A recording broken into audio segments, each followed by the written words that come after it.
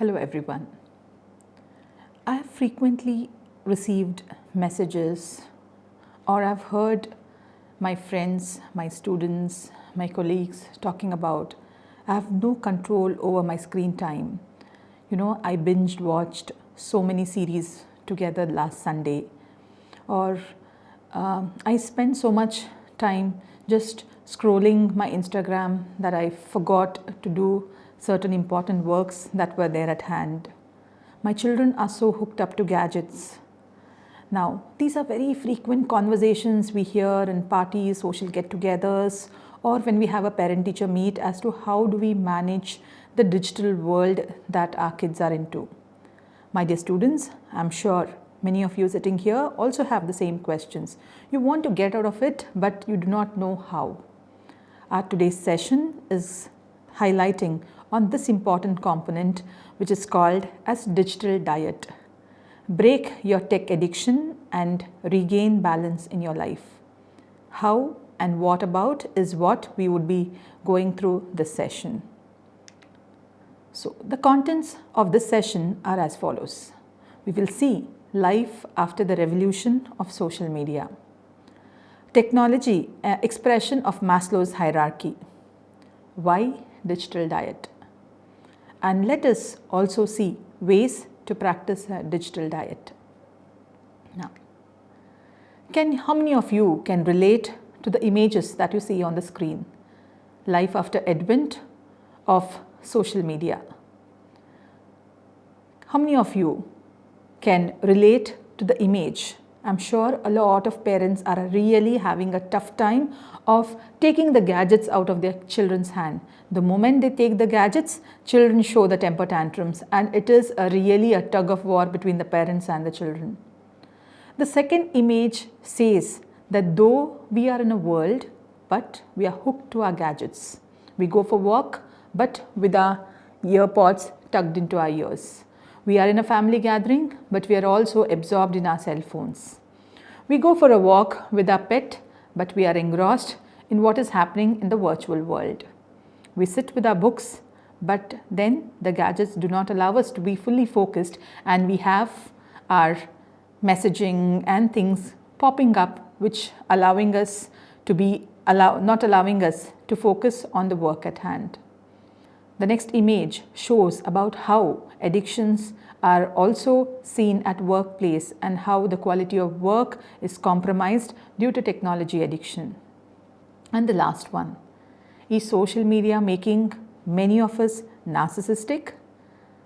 There was a meme sometime back which I had seen. Selfie stick is equal to narcissistic. Excessive self-love. I'm sure many of you could at least relate to at least one of the images here which you are experiencing in your life. Now, some hard facts that we need to know. Social media has not just affected our personal lives, our social lives. Social media has also affected the occupational life. These were the statistics of one of the studies that were conducted on people at their workplace. Many of the people who responded to the survey said smartphones are ultimate task managers, but are they making us less productive? Most employees and the honest ones, say that smartphones are the major cause for workplace distraction. 55% of the distractions in the workplace were caused by cell phones. 75% of the employers said that 2+ hours are lost every day due to distractions. 28% increase in mistakes after an employee gets a phone call. 18 to 24-year-olds, people in your age range, exchange over 100 messages per day on an average. All these facts clearly indicate that, and the previous slide, which showed us about different social situations with the gadgets and how these are impacting our lives, our social lives as well as our work lives. Now, are human needs changing? Are we not able to live without gadgets? Abraham Maslow, one of the famous psychologists, a humanistic psychologist, had some time ago given this need hierarchy. This was the need hierarchy which was proposed by Abraham Maslow, wherein he spoke about the lower needs as, deficiency needs, and the upper two as growth needs. Now, if you look at the bottom, these are physiological needs. Physiological needs like your food, water, sleep. When these needs are fulfilled, then you move on to the next level of needs. That is your safety needs. Only when you are satisfied, your hunger is satisfied, your thirst is satisfied, you have sufficient sleep, then you think about the next level of needs. That is the safety needs. Safety needs in terms of your home, a shelter, okay, some savings that you do. So only when your physiological needs are satisfied, then you think about the safety needs. Once your safety needs are satisfied, then you think about your next need, that is the belongingness needs or the love needs. So these are achieved by meaningful relationship, the kind of relationship you have with your family, your neighbors, the gregariousness that you build over a period of time. Once the belongingness needs are met, so that is the lower order of needs, what you can see, the deficiency needs. Once these needs are met, these are hierarchical order of needs which were given by Abraham Maslow. Now, once these deficiency needs are met, that is the physiological needs, the safety needs and love and belongingness needs, then comes the growth needs. Now, these growth needs are like your esteem needs, you have like wherein you have the urge to acquire certain skills, you need recognition, you need honor, okay. So, this is where you think about growth, when you think about your esteem needs. And then once you achieve your esteem needs are fulfilled and satisfied, then you think about the next level of needs, that is self-actualization needs, where you are living your life to the fullest potential. You are doing to your optimum performance, you're giving your best, whatever you feel, you are living your life to the fullest potential. And later we see self-transcendence as well. Now, this was the need hierarchy which was given by Abraham Maslow once upon a time. Now, my question is, are these needs, hierarchical needs given by Abraham Maslow, changing in the digital world? So we see a digital needs hierarchy, a pyramid of Maslow's hierarchy, though not proposed by Maslow, but it is done on a hierarchical needs of Maslow's hierarchical needs. So you can see the physiological needs are replaced by, you can see you have Wi-Fi, your batteries, you need a laptop, a power bank, a network connectivity, all these have become your basic necessities. Now, without this, you can't survive. Look at the replacement. Earlier, you needed food, water, shelter to replace, but now, can you think of living without a Wi-Fi? Can you think of living without a charger? How desperate do you get when your battery is getting drained? You literally get desperate. When there is no Wi-Fi, you get so annoyed. So, have these replaced your physiological needs? Moving on to safety needs. You can look at the safety needs. You need to have a Gmail account, you need to have a Google map which gives you the location and all of that. You feel safe when you have these apps, okay. Having a Google to search everything in the world. So you feel if these things are there, you are safe. So these have replaced your safety needs of a house and a shelter. Moving on to belongingness needs. Earlier, the belongingness needs was your connection with your family, your loved ones, building up the gregariousness in a real world. Today, all this have been replaced by your virtual world. So, it is not about having friends in real life, it's having friends on your Facebook, having friends on your, WhatsApp account, your Instagram followers, okay, your Tinder account and your, video calling and all of that. These have replaced the belongingness needs of the real world. You can see how it's changed, how the belongingness needs in the digital needs have changed here. Then comes the esteem needs. Now, what is esteem needs here? Earlier, your esteem needs were when you looked at recognition, when you achieved something, you had a recognition, you acquired skills. Today, esteem needs is, are you on a Twitter account? You have a Twitter account? Do you have an Instagram account? So if you have an Instagram account, yes, that means it's quite a matter of pride. So, having being on these platforms is considered to be quite an esteem issue among the generations. And self-actualization. So according to Maslow, self-actualization was more about living to your fullest potentials and all of that. Here in the digital needs pyramid of, you can see that having a LinkedIn account, being in the LinkedIn, people able to access you on a LinkedIn is kind of replaced your self-actualization needs. Now, this is a real question. Are human needs changing? It's something that we all need to reflect upon. Have they really changed our need hierarchy? Have our digital needs become so much priority that they overweigh our regular need hierarchy? Now, we can see that excessive need for addictions to digital world has led to various issues. Let's say like decreased self-esteem. A lot of people complain about digital, decreased self-esteem. There's a constant comparison on the social media. They see their others' life, they see others' body. There's a lot of concern when generally when we talk to a lot of young generation, we come across a lot of issues with regard to body image concerns. There's no body positivity in individuals because there's a constant comparison. And because there's a constant comparison, there is a decreased self-esteem that we see in the younger generation. A lot of problems in the family.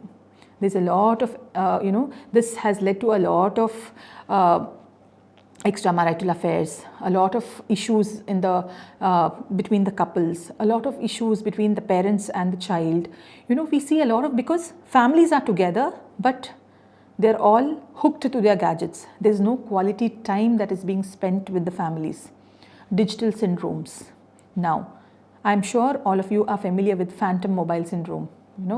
You feel like, how your mobile phones, what if life without mobile phones, or you feel your mobile, you always feel that your mobile, you hear the mobile vibrations of your mobile, or there's something called as musomania.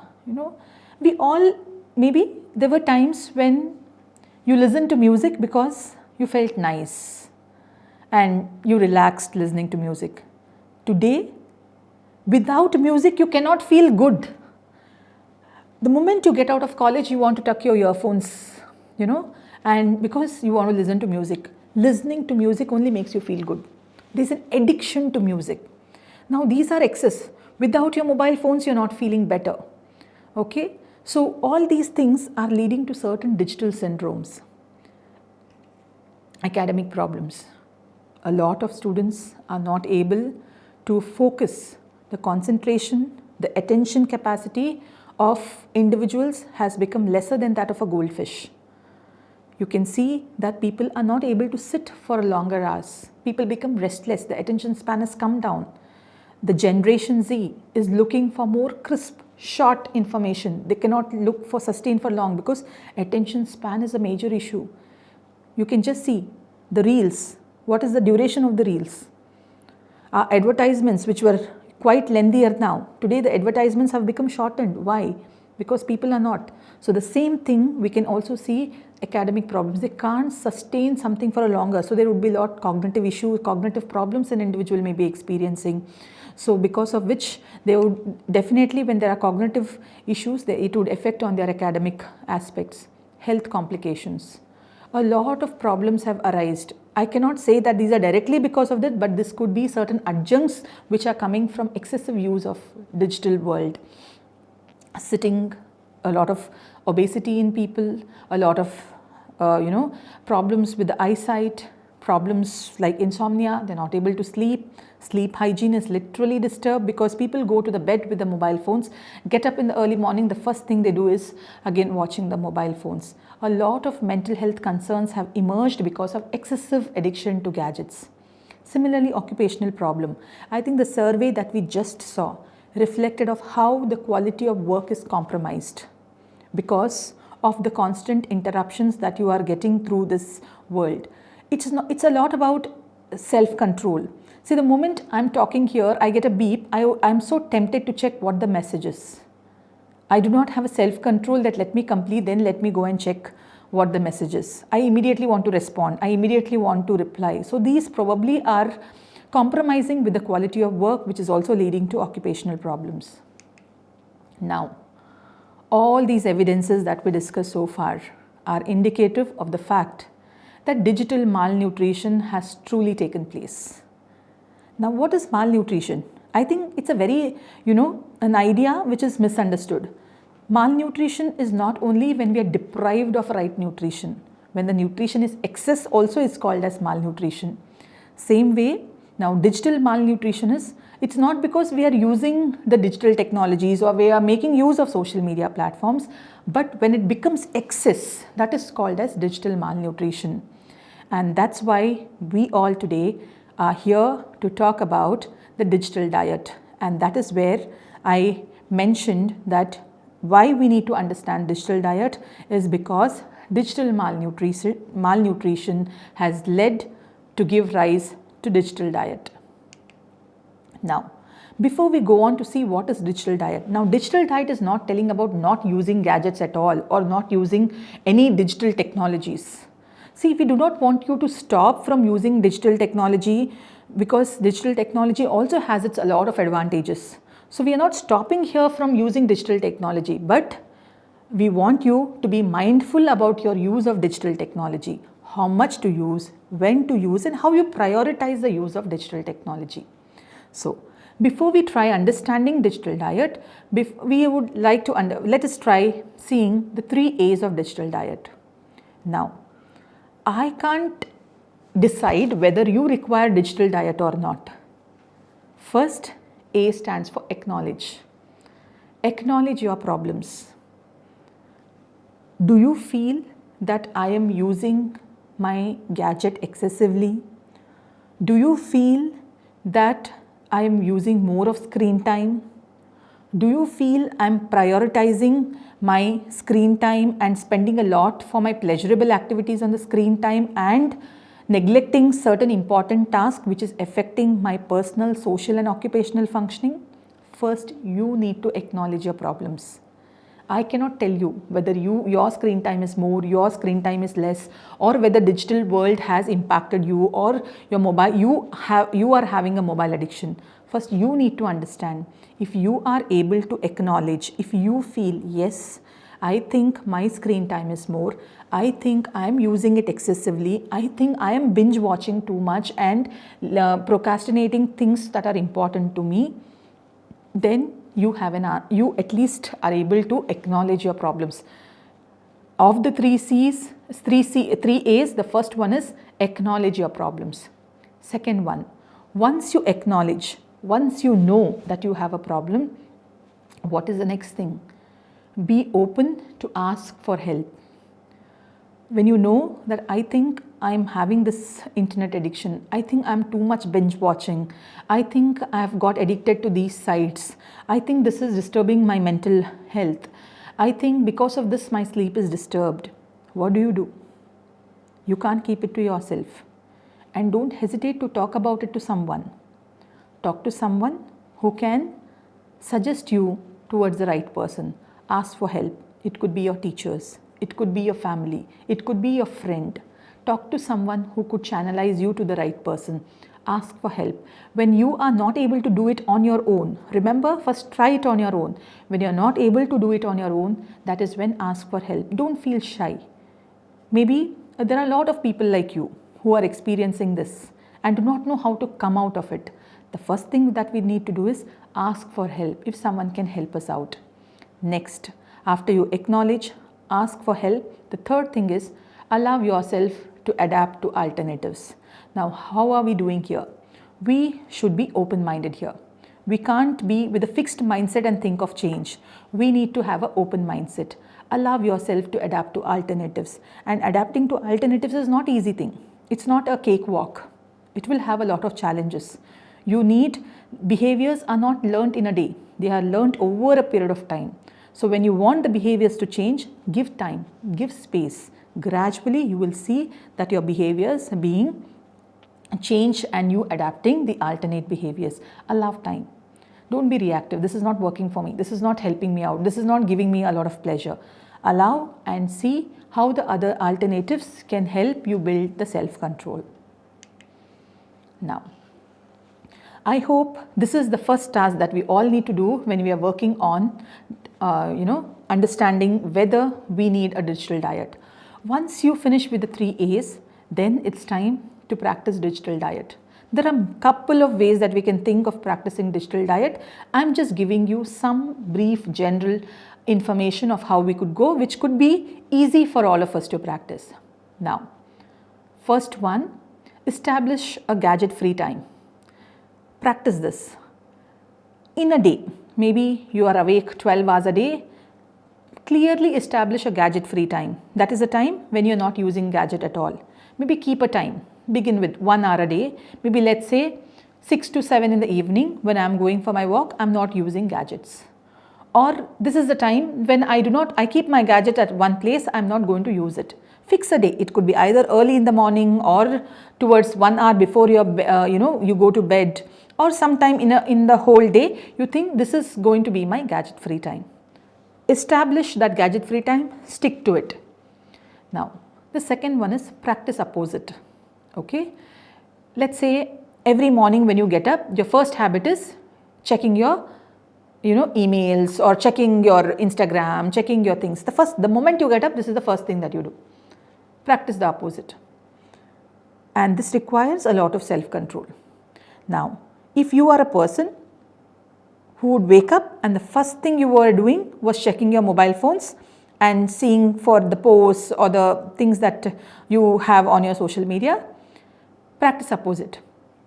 Say, the first thing I get up, I don't touch my phone. Instead, I will go and take a shower, or I will start my breakfast instead of logging in. I finish these chores, then I wake up, then I go and see my mobile.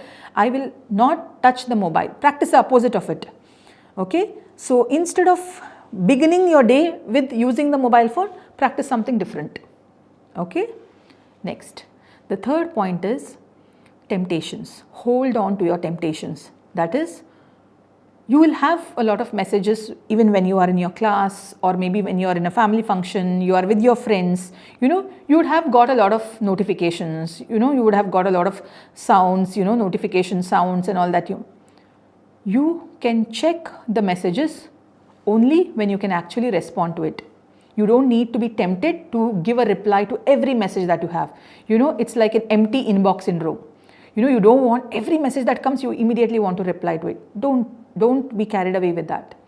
Respond only when you have time to reply. Next, schedule time away from screens throughout the day. Okay, like make a conscious effort to set reminders that remind you to move away from your screen. Okay, keep a reminder. You can have reminders. Like what happens is, now as students, maybe at some courses, like you constantly are working with your laptops and you need to be with your laptops throughout the day. Set some reminders. Now, setting reminders is again using gadgets. Now, this is how you can use your gadgets for your productivity. Gadgets are not bad on their own. You can use gadgets for your productivity also. So, set reminders. Okay. Maybe just as we have water reminders. A lot of problems are arising these days because we don't consume enough water. Set a water reminder. Okay. That's the time you get up from your place, go walk a distance and drink water and come. Okay. Set a reminder for 10 minutes break where you're going to take a walk.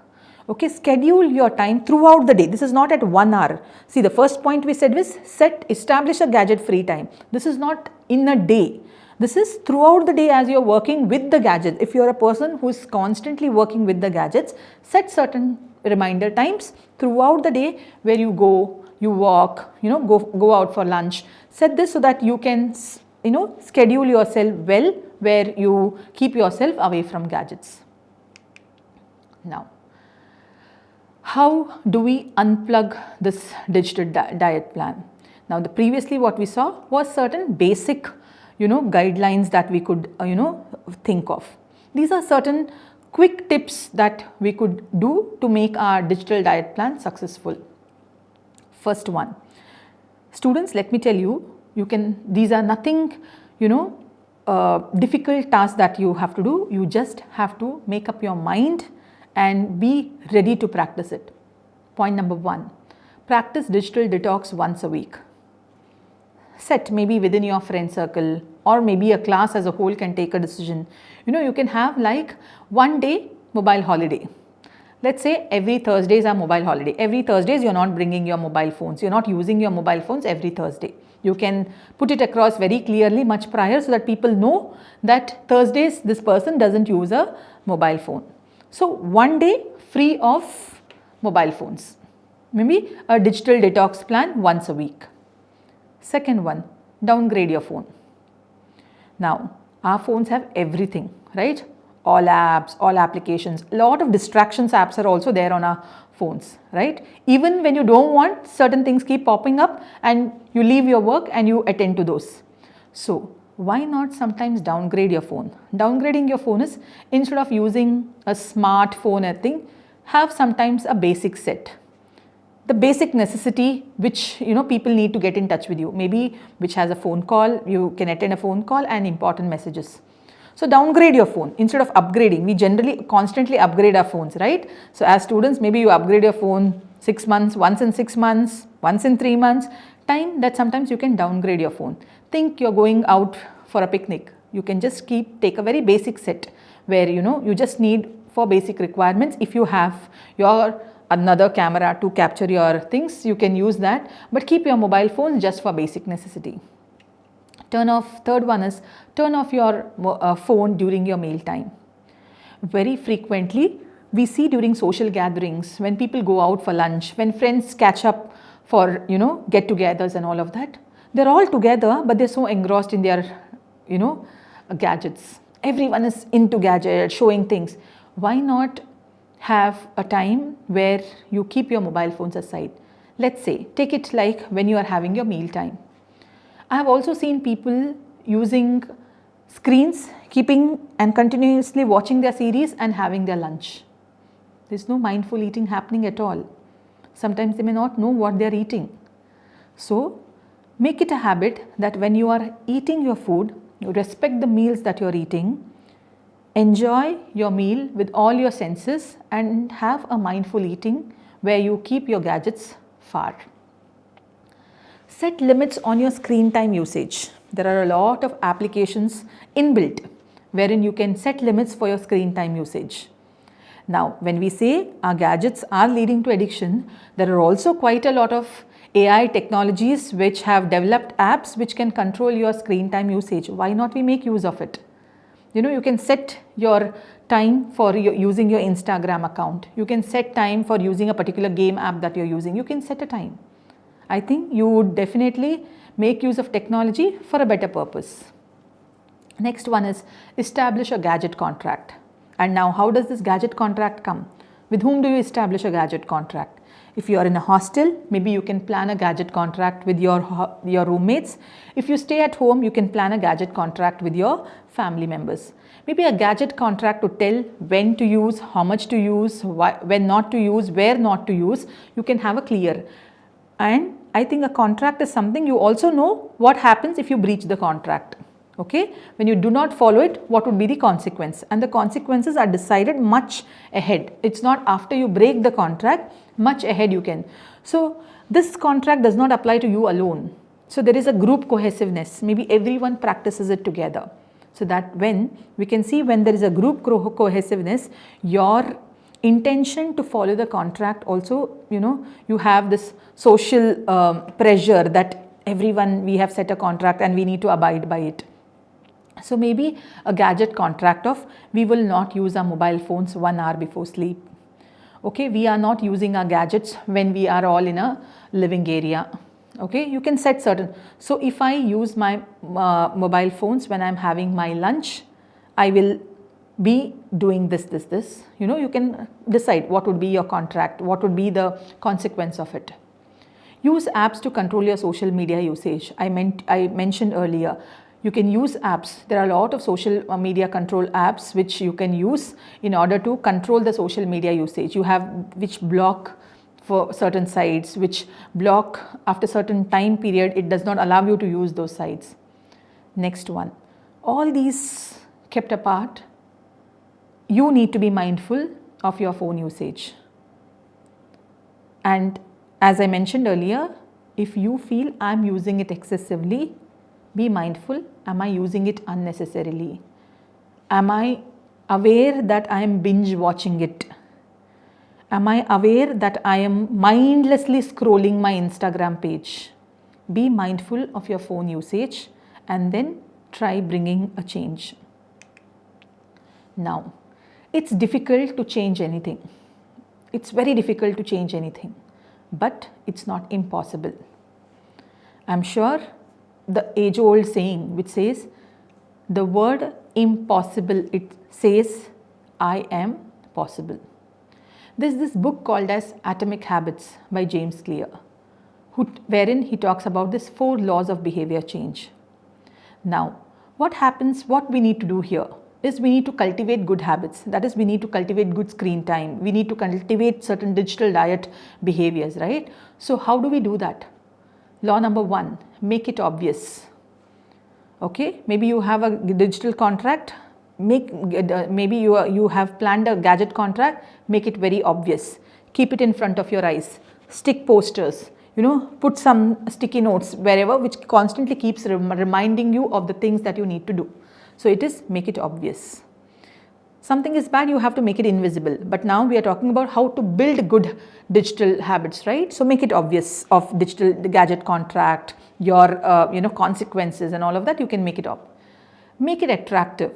Now, when you are doing these, when you are practicing this and you see that you are doing well and all of that, appreciate it. Make it attractive. Reward yourself for, 1 week I'm able to do this. Okay, every Thursday I'm practicing a digital holiday, and this has been 2 months that I have been doing this, and Thursdays are quite a productive time. So reward yourself, make attractive, reward yourself with something that you like. Third one, make it easy. Don't keep unrealistic goals. When you are trying to bring a behavior change, don't set very difficult goals. Okay, don't only look at the goals. I should completely be free from screen addiction. It's not going to happen overnight. Okay, focus on the process that is taking you towards that goal. Make it easy. Even if from 5 hours a day you have come down to 3 hours, appreciate that. It's not that 0 hour we can say. Okay, you have come down from 5 hours to 3 hours. So have small little steps which is taking you towards your goal. Make it easy. If you have very unrealistic goals, if you're keeping it very tough, maybe it's very difficult for you to follow this change, and maybe you will give up in between. Law number 4, make it satisfying. You should enjoy the process of getting out of this digital addiction. You should feel nice about it. Okay, I said the first A, acknowledge. And this happens when you have acknowledged that you have the screen addiction. I am spending a lot of time here. Now, after quitting this, I am able to do a lot of other works which I was not able to do. I am able to indulge in other hobbies. I am able to be more productive. My academic issues have been improved over a period of time. I am able to concentrate better. Figure out all possible things and experience that, feel satisfied for the habits that you have given up and the habits that you have inculcated, which is bringing a change in you. So these 4 habits, students. Law number 1, make it obvious. Law number 2, make it attractive. Law number 3, make it easy. And law number 4, make it satisfying. So everything that you plan to bring a digital diet, please see that you follow these 4 laws. I'm sure this will definitely help you. Now, towards the end, I would like to say, sometimes we need to disconnect in order to reconnect with what matters. Time to log off. Thank you.